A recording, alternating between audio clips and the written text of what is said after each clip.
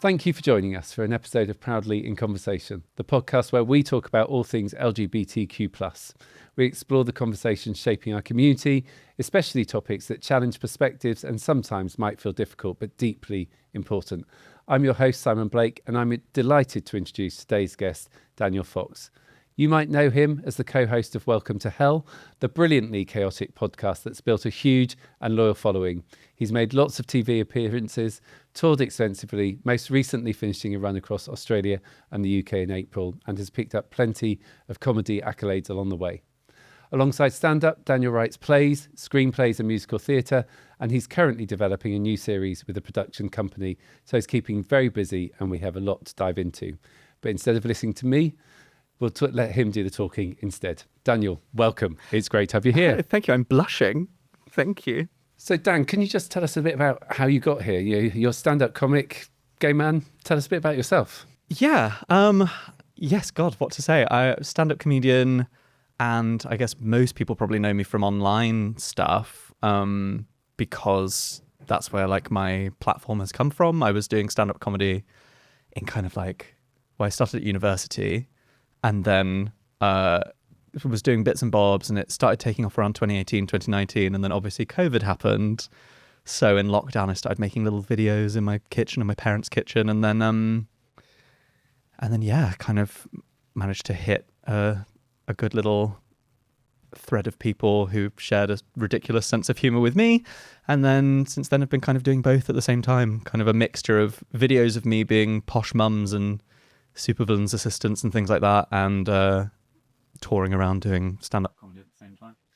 So as I read a bit about you in preparation for today, so there's that this is something that you didn't necessarily set out to do. So at university, were you thinking, I'm going to be a comedian, I'm going to create an online presence? How did you get from little Dan to doing this? Yeah, it's funny because I never actually can remember what I've said in previous interviews. I don't know. I probably have said I didn't set out to do that at some point to sound dramatic, but probably a bit of me always set out to do it a little bit. Also, we were just talking about this off camera, we should address there is like a building site somewhere like next to this podcast. So if you can hear like hammering, drilling sounds happening, just know that's Reform UK trying to get into the bunker where we're filming. They're drilling at the doors trying to get to us. I definitely wanted to do... I think the first job I ever became aware of as a kid was like author. And I was like, I shall be an author. And then I would always like write little bits, and I definitely would we're like a comedy family, my family. So always like listening to tapes, cassettes and stuff, and like comedy things, loving the drilling happening. Always listening to like comedy stuff and always like joking. And there was like a high kind of value set on comedy in our house, I think, but I just didn't think of it as a job you could do until I got to like, I don't know, I guess university. And also at the same time, weirdly, it was when like Miranda came out on TV. I don't know why she's great, but I don't know why it was her specifically. I saw her doing it and went, oh, I guess you can do this as a job. And then I started dabbling in actual stand-up comedy while I was at university, and I've kind of just stuck with it since then. As an avid horse rider, my memory of Miranda is her canter. So yes, but anyway, I'm sure cantering along. So you always had a sense about perhaps comedy, writing, being an author. Where does growing up as a gay boy, young man, sit within that? I think there's loads of things with that feed in. Firstly, just like having, I don't know what, I guess there's like a culture, right? Especially in the UK, but generally amongst gay people of humor. I think we're quite a funny community, and like that obviously humor is a classic natural defense mechanism. But even before, so I was very heavily bullied for being gay. I came out at school when I was 11, in like 2005. So it was it still wasn't a thing. I mean, it's not now, I'm sure, in schools and stuff, but even less so then. it was hard to be an aeroplane's landing, right? Yes, an aeroplane. At the moment, a Chinook helicopter is arriving onto the building. I did get quite a lot of bullying.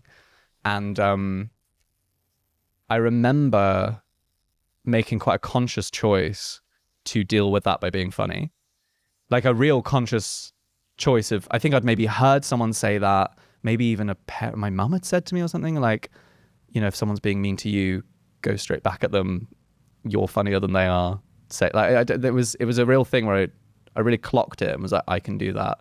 And I think when you watch gay kind of media featuring gay people, especially 2000s and before, there is a real kind of heritage of like funny people, comedians and actors and characters who are like biting, that kind of camp of like the 90s, 80s, 70s before, which was about defense and power and kind of being able to like give it back. So yeah, I think I had that with me. And then another interesting part of it, I did some therapy in my 20s, which a new sound has appeared. That's fun. In my 20s, I did some therapy, and my therapist said a really interesting thing at one point where she was like, do you know that the vast majority of queer kids who are bullied fantasize about either having magical powers or becoming famous? And I was like, well, I did both. I was very much like, I'm either going to become a very powerful wizard, or I shall go and be a writer or a performer or something. And I think it's about like, it's this idea of like, oh, if I can get up on the stage, and you see people up on the stage and you think, God, they have a power to them that they're untouchable by that point. Yeah. Like when you're on the stage, when you reach that point that like people are listening to you and you're holding the room, you've sort of gone to an untouchable place and you're finally safe. I think there's something in that. I think if I went deep down into why, part of it is the joy of it. I love to do it, but definitely part of it, I'm sure, came from a place of in my teens needing to like have something for myself that was like a defense mechanism, probably. I think a lot of humor comes down to a defense mechanism. And so 11 is quite young to come out within school, as you say, even now. And humor was a defense mechanism. And when I was bullied at school, so 30 years earlier than that, I always knew what to say 2 days later or 3 days later. Oh, were you always able to know what to say in the moment, or is that a skill that you honed? Yeah, I don't know. I think I was always naturally... How wanky. I was always naturally funny. I was always like... I know I was always a bit funny because I can remember like making my brother laugh, making my parents laugh, friends and stuff, but I'm sure I honed it. I can remember, and this probably saw me very well to get into stand-up comedy, I can remember lying in bed and thinking up funny things I would say the next day, or like comebacks that I would bring into school and have ready for when they said something again. It would be ready to go. So a mix, I think. And so... taking fast forwards into your comedy now, and obviously lots of your comedy will draw, whether that's your online or your stand-up, will draw on the experiences of the LGBTQ plus queer community. You talked before about lots of people being villains and within. Lots of gay people being villains, and you're trying, it feels, as trying to show something different, to show the humour and the funny side. Can you just talk us through, what is it that your comedy is, if it is trying to achieve something around gay liberation or queer liberation, what would it be? Yeah, I think it's about, I think, so there is a history of gay people, of villains always being coded as gay. That's like a classic thing, even from like, well, they say like 60s, 70s Disney, but actually I think the devil in the Bible is camp as Christmas. Like, he's literally a snakeskin man slithering around, gossiping with Eve and being like, try a bit of fruit. Like, it's very gay. So I think there just is something inherently camp about that. But yeah, you look at the Disney villains, you look at the Bond villains, you look at those kind of, there's always, and I think it's because it's an outsider status, but still empowered. It's empowered outsider, and that's There's like camp men, butch women, like queer, defying gender, whatever it is. There's something in that is subversive and maybe even threatening to like the norm. And I think what I was doing with my last show and what I do like to do with my comedy is celebrate those characters, because I think while they are written as the villains, they're often everyone's favorite characters. You know, like Iago is the best character in Othello, and like Jafar is the best character in Aladdin, and like all of these things. They are Ursula, certainly the best character in The Little Mermaid. There is, and to straight people as well, like everyone prefers them because they're bold and brash, and they always have the best lines, and they're always wearing the best outfits, and it's something about not having to conform, whereas the hero's journey is usually being an outsider, and by the end they are embraced. They've managed to earn their place, and the villain says, I don't need to earn a place. I am making my own place.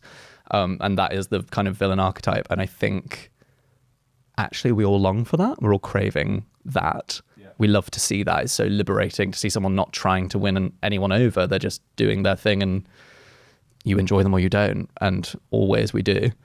So yeah, I think there's something about that I like to explore in my comedy. And in you obviously do the stand up and the online bit, and you've got the opportunity to take the space and claim the space in whatever way. What have been some of the reactions to you taking that space and claiming that space, which have been most interesting to you as you've explored and developed it?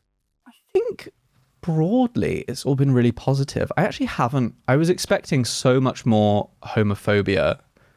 I really went into both art forms thinking, like I went into the stand-up with like a pre-written list. I was like, I've got to write 30 comebacks to any possible heckle that I'll get, and, you know, homophobic abuse and all that stuff. And I've never really had to use that. Like occasionally you'll get a little something. It's more that you might get a frosty reception, yeah, but less so overt kind of aggression. I know I have friends who have experienced it, but even then it's not as regular as I think we all thought it would be, and certainly I'm sure it used to be.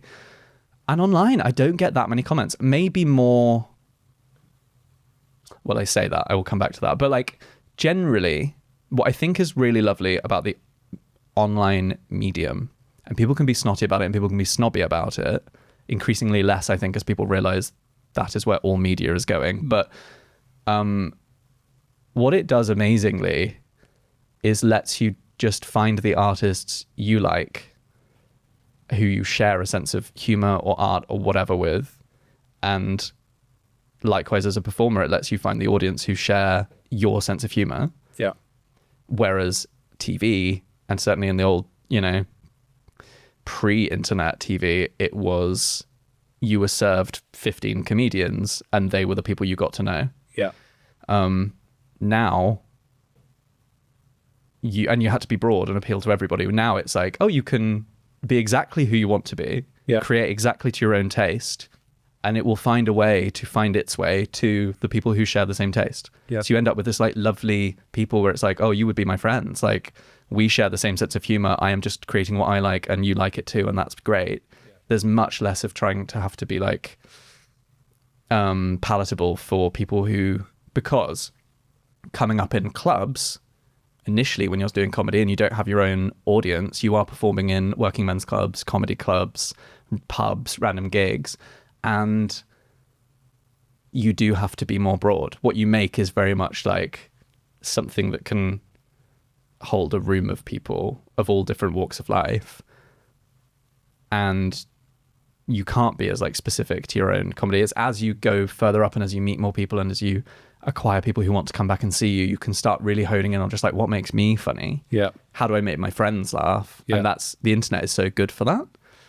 And one of the conversations that you talked about, people being snobby about the internet, and people are also frightened about its impact on younger people in particular. Well, You've got the consultation about the social media ban at the moment. And if you think about that younger Dan, who was coming out and being bullied at school, what would you hope the internet and social media, whether it's comedy, whether it's information, provides for the young people who are there now? And I think the internet was such a lifeline for me as a young teen, because, and I'm talking like 12, 13 years old, I had one gay friend at school.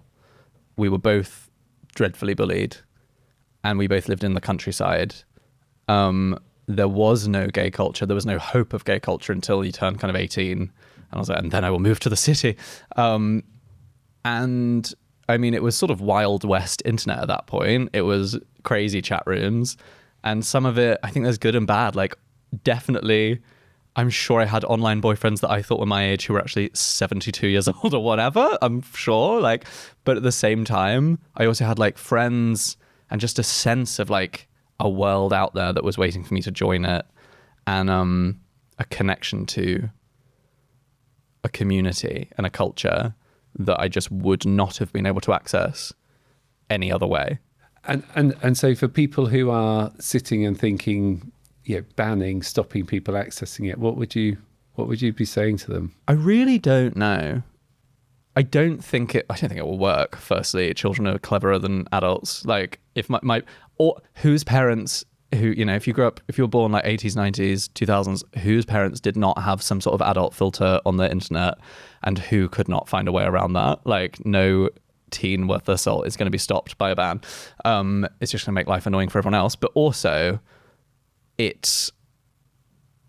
get the point. I think the social media companies have become too powerful. I don't like what it's doing to my brain. So like, I wouldn't love to think what it's doing to like a developing brain. The sort of how ephemeral, how pervasive like TikTok and Instagram are in like just hourly life, like screen time is off the charts, all of that sort of stuff. But in terms of like access, and I think it would be stupid to remove all forms of social media from kids, because like that connection and that ability to kind of form communities beyond just the physical surroundings is, I think, incredibly helpful for any marginalized group. Such an interesting point, isn't it? That whole point that we always think that it's a risk for children, young people, but not recognizing that actually, as adults, we are role modeling something. Oh my God, really far worse as well. Like, I look at my parents getting more and more, and other people kind of their age, Gen X, I assume, who getting suckered into Facebook kind of, and you look at like the not that my parents are being radicalized, but you look at the radicalization of people in their 50s, 60s, 70s, 80s that are now on Facebook and some of the other social media platforms, and they don't have the what's the word, like having grown up with it, the kind of naturalized whatever of being like an indigenous internet user. So they don't have just that sort of almost like sixth sense for like, this is garbage, this is a scam, this is propaganda, whatever it is. And so they're all just like slipping, and they're like, having arguments with bots in an AI written Facebook post and coming out of it being like, well, I think we should be bombing France. And you're like, what are you talking about? You don't know what you're talking about. Well, I was just having a conversation with J.K. Rowling, and she's like, no, you weren't. Well, I sent her £10,000 and now she's going to write me a book.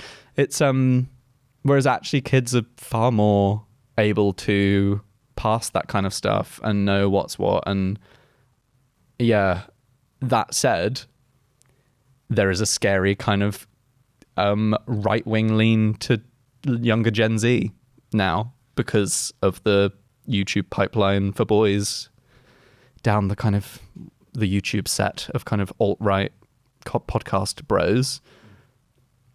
I don't really know the answer. I think there's such benefits to the internet, but of course there's also downsides. I don't think banning it's the solution, but it'd be interesting to see what happens. So yeah, like anything, isn't it? There is no single answer, and an easy everything's fine or everything should be banned is never going to be the answer. There has to be something in the middle. But I just don't think a ban will do anything. So that's not the solution. Like, no kid is going to be stopped by a ban. So what all you've done is just make everything a bit more annoying and clunky and secretive.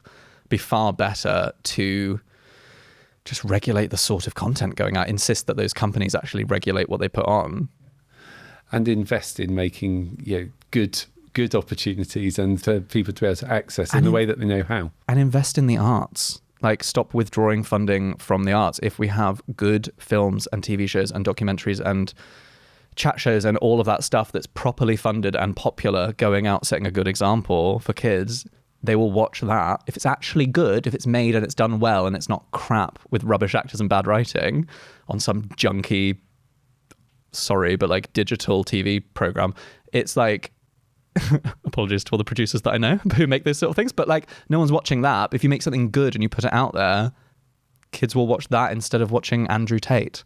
Like, you can affect the culture if you invest in it, instead of withdrawing all your investment from culture and then reacting to it and going, oh no, everyone's watching garbage, everyone's watching like evil stuff. And it's like, but you're not making any good stuff. So of course they are. And so takes us nicely back to the arts and to the work that you do. And I'm really interested in just understanding. So when you're on stage or when you are, doing your online material, what are you hoping? If you're thinking about it from an LGBTQ plus perspective, and obviously it's entertainment, obviously it's comedy, obviously you are doing it together. But what would you hope that is showing the next generation of people coming through as LGBTQ plus? That's interesting. I think it's good to create as many examples of what a person can be as possible. And I think the more truthful you can be to yourself while being someone with a following or a platform of any kind, you are just like another slight facet of like an example of an adult living their life, being a certain thing. And so I've sort of spoken before about when I was growing up, there weren't that many gay male role models of what a gay person could be. And I remember feeling a bit stuck because I was like, well, I'm not like, there are different types of camp, right? And like, I'm not the kind of like, yes, queen, fabulous kind of camp. Love that type of camp, but I'm not that. I'm a different type. I don't even know what type. And I'm also not the kind of like, who would I have seen at the time? Russell Tovey. I'm not the sort of like masculine bro type of gay guy. So I was like, who am I? I think the only person I had really was like Stephen Fry was like a great, and I really anchored myself to him as a teenager, where I was like, okay, like you can be kind of a bit like bookish and whimsical and also a little bit ponderous and all of those sorts of things. He doesn't like to dance either, that kind of stuff. I was like, okay, well that's someone I could be, but that was sort of all there was. Now I think it's getting better and better and better because there are more and more queer people who are visible. And I just try and do my own. I think the more I can lean into like my own flavor of gayness and exactly what and who I am and talk about the things I like, that's all I can do really. That's just another slight variation, and hopefully there'll be queer kids and people who'll go, oh, okay, then I can do my thing. Yeah. And visibility is so important, isn't it? I was at an event celebrating Stonewall's 25th in Scotland a few months ago, and one of the founders of Stonewall, we've been talking about the turbulence and the culture and what's happening here at the moment, and he says, you would never have been in a room with this many people who were openly gay, openly queer 25 years ago. So never lose sight of the importance of that visibility and what you can see. I do also feel, I think I have a little bit of a responsibility. This is only something I've clocked recently, but with what I perform on stage, previously I've always thought, oh, well, I'm just performing to like my audience of women and gay men, fun women, gay men. I'll do my bits. And then as I'm touring, I'm realizing more and more, oh no, 30 to 40% of any room I perform in is boyfriends and husbands that have been dragged along because they're like, we're going to go see him. You're coming with me, Tony. I had to go to the football with you. And there's a lot of like blokes sort of sitting watching me, some of them grumpily, some of them having a great time. But that's actually, because I've previously thought sometimes when I've seen queer performers who I love doing a set, and they might even do something quite political, and they might even be doing a sort of bit of a call to action with their show. And I think, but you're just talking to other gay people here. You can get as angry as you like, but like we're all on your side. You're not really reaching the people that need to be reached. Whereas actually I think if you are someone whose audience is bringing along straight masculine men, I am a bit like, oh, I can say things to you. There's at least 100 of you in any show I'm doing that I can kind of reach, and so that's been interesting. And has that shaped the way that you have done things, or has it just been a conscious? Yeah, it's a thing I've realized. I think no, it hasn't. I haven't written specifically for them particularly, other than to really make a choice to not change what I'm saying based on them being there, and to let them just realize, hopefully over the course of an hour and a half, that they enjoy it. My first show was a lot more about growing up gay, bullying, culture, homophobia. This new one is a lot more just like, I'd say it's less focused on being gay. I think it took me years, but I had a lot of gay material to get out, and gay comedians often get accused of being, and as do any other minority or even majority, like women, oh, they just talk about women stuff. Gay people, oh, they just talk about gay stuff. Any race, any whatever. And it's like, yeah, because they're like, oh, why does it have to be such a big deal? Because you've made it a massive deal in my life. Because you have made it the biggest thing in my life. Like, why does it have to be your whole personality? Because you've made it my whole personality. If you hadn't bullied me for it and spoken about it constantly, and if it wasn't in the news all the time, it would just be one of many. It would be like being blonde or being tall or whatever. It would just be another thing. You've made it a thing. Therefore, I have a lot to say. But my latest show, I think I've got to a point where I'm like, do you know what? Actually, I think I've said a lot about it. I'm sure I'll have more to say at some point. Now I'm just quite enjoying talking about like relationships and dating and single life and just existing.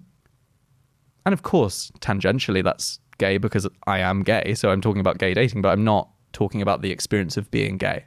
And I sort of almost made a point of not really using the word gay in the show, because I quite like the idea of someone watching it and eventually sort of going, oh yeah, of course, this is all two men that I'm listening to a story about, but it could be universal. We're all just people. It's an applicable story to anybody. And in a world in which it's easy to dehumanize, that sense of human connection is actually one of the most important things, and what art has always done. Yeah, and I think that's what I'm trying to bring to these third of my audience that is boyfriends and husbands, is being like, this applies to you whether you like it or not. If you sort of at the 40-minute mark have kind of forgotten that you're seeing a gay boy on stage, you might be like, oh yeah, that's true. Oh no, I related to him. And as you were doing that, lots of the gay stuff, historically, was there ever a moment where it felt vulnerable?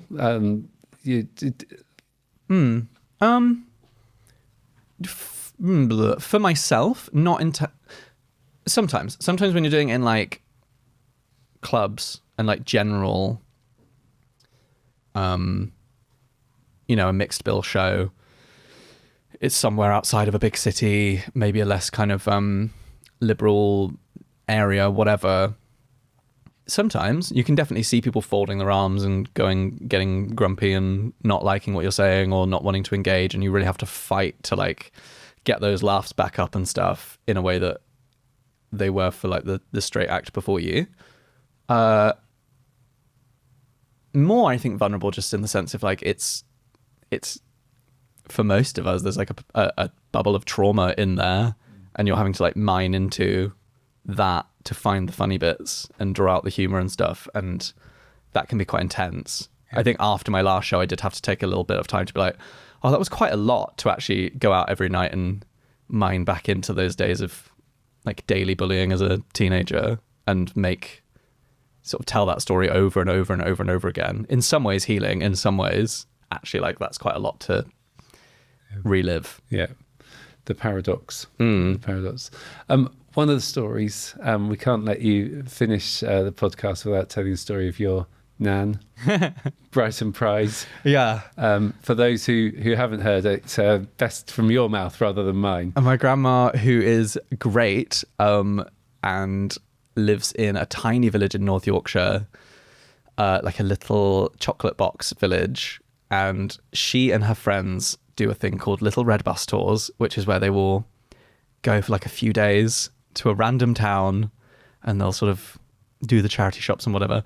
They landed in Brighton on the day of Pride without knowing that it was happening. I don't know how. We met her there. We met her in Brighton, and she was sort of being like, oh, we've had the most wonderful time. Did you know it's Pride is on right now? It's wonderful time. Pride, LGBTQ Pride. It was like her and all her friends, and they'd been to like have a cream tea at like a cafe that had been taken over by a drag company. And like all this amazing stuff. And then she was explaining to us afterwards, she was like, yes, it was LGBT, which is lesbian, gay. What was it, Margaret? Yes, black. And we were like, not, I mean, maybe, yeah, listen, lovely intersectional application there, but not quite. And I joke that she thought the Q was corn. That part's made up, but the rest of it all is absolutely true. She is a bit of an icon. She's very liberal gran. She doesn't have the internet, doesn't have the, she's not accessing regular kind of stuff, but she tries to keep up with the lingo. And it's a great story. I'd love to. Well, I'd be very interested to know what my gran would have made of Pride, but we will never know. We will never know. If you can I just ask you a little bit about you. I'm trying to work out your age. Somewhere. I'm 31. 30. What does Pride mean for you? Is it important? Does it feel important at this moment in time? Yeah, I think so. And I think I am a classic example of like a journey that queer people need to go on, which is that when I hit about 16 and I had come out, I'd been at a camp, like just very myself little boy, then I'd come out, been bullied, but still been I was very comfortable being what I thought comfortable being out and gay, but I had all that internalized hatred of I'll be the classic, I'm okay being gay, but I don't want to be one of those gays. Mm-hmm.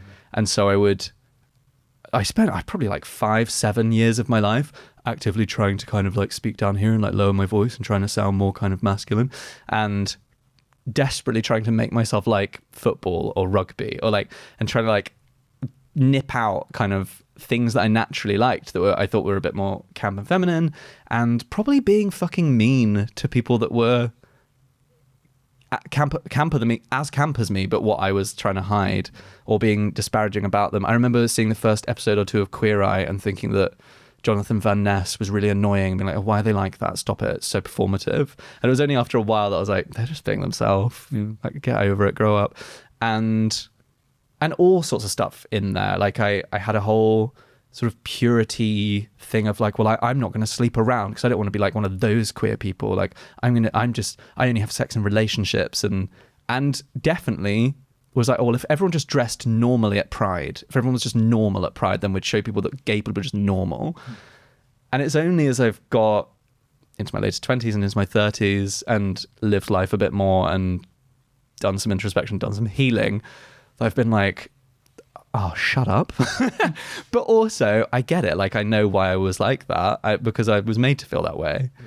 And I think now I'm like, no, the more colours, the better. The more variations, the better. The wilder. And there's room for the wild and the tame and the vanilla and the, spicy and whatever. Like, I think, so Pride for me now is such a kind of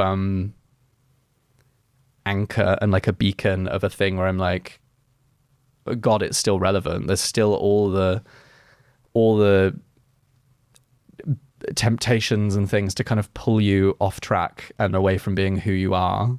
There's so that you really have to like continually fight to feel like you can occupy that space, I think. Yeah. It's so hard to talk about it without feeling buzzwordy and being like, it's a safe space, occupy your space, all of that crap. But like, it's true. It's like, for whatever those things mean, it is hard still, maybe even getting harder to exist as you are and not be kind of have it beaten out of you or changed.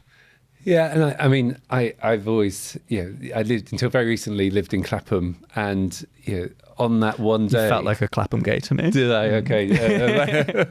On that one day, the tube station was different. And Clapham is a fairly easy place to be gay. Obviously, all of the same risks and safety issues, vigilance issues. But going into Pride, going to town, that day, all the rainbows. It was, very interesting how different, the metropolitan capital, could feel on the day of Pride. But also, I think what really warms my heart is regional prides around the world. But you see like smaller towns and like little boroughs and, I don't even know, like Medway Pride, whatever. You see these, and it's like, that's so beautiful to me. The central big ones, like the big, Brighton, Manchester, London, like those prides, fantastic. And the power and numbers of that, I think it makes you feel like safe almost. And like, wow, there's really like look how many of us there are and all of that. But actually also seeing like little pockets of gay people just coming together, and that feels really beautiful to me as well. Yeah, no, 100% agree. If I can just think about us, if you had the power and the courage to do some or political position in which you could create some of the change which you've just sort of indicated is still necessary, that Pride still reflects, what would be the big ticket thing that you would do right now in this moment we're living in? I would fund a lot of art, I think. And I know that people will hear that and go, of course we fund the arts. And like people think of the arts as so like, oh yes, well, if we'd fixed everything else, then the arts would go. But I think what people miss is like art. And I mean, like, I don't mean, and I do mean also, paintings, whatever, but I'm really talking about like what you're watching on telly, what's on at the theatre, what music you're listening to, what podcasts you're accessing, your favourite influencers, what's on YouTube, everything. Like, that stuff tells us how to be and what we can be. And it influences everything from our idea of what we can go on to, like what kids watching it and going, oh, I guess I could be that when I grow up, to people just being nicer on the street. Like if everyone's in the right mood, when Bake Off first came out, right? There was a few, and it's still now. Bake Off has had repercussions in our country of all of us going like, I guess we're a little bit more fuddy-duddy and a bit cutesy, aren't we? Bum. Like all that little, like the music, all of that, it gives people a taster of like what their national identity is. And I think the more we fund it, the more we can literally tell people, hi, you're a good person. You like being kind. You're nice. You're polite. You're welcoming. You're inclusive. And the more we're restricting the art and the more vocal, unpleasant voices become of going, you're not inclusive. You hate people, don't you? It's like there's nothing to counter those voices. So people are going, okay, I guess I'm not inclusive. I guess I hate people. And I think it's like the most powerful thing we have, because it's the narrative. It's just human beings are a storytelling mammal.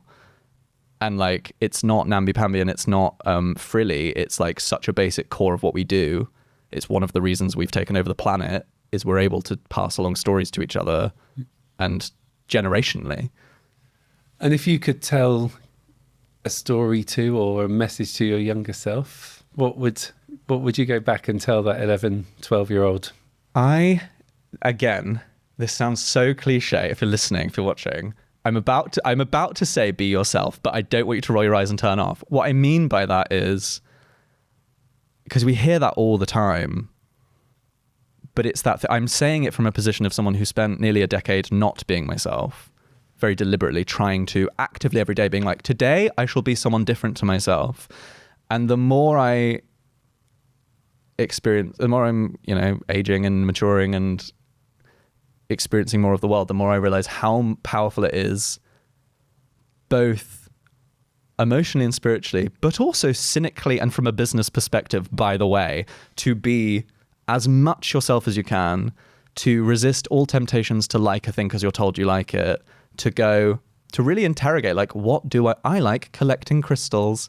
I like nerdy cinema. I also like I don't know, Kate Bush, and I also like doing comedy, and I like some pop culture things, and I like some weird things, and I'm camp, but I'm sort of camp more in like a granny way than a, you know, disco gay way, whatever. Like, the more you can like compile all those weird little facets of yourself into something, the far more alluring you are, the more attractive you are, the more successful you are, because there's nothing more magnetic than meeting someone who is very authentic and different.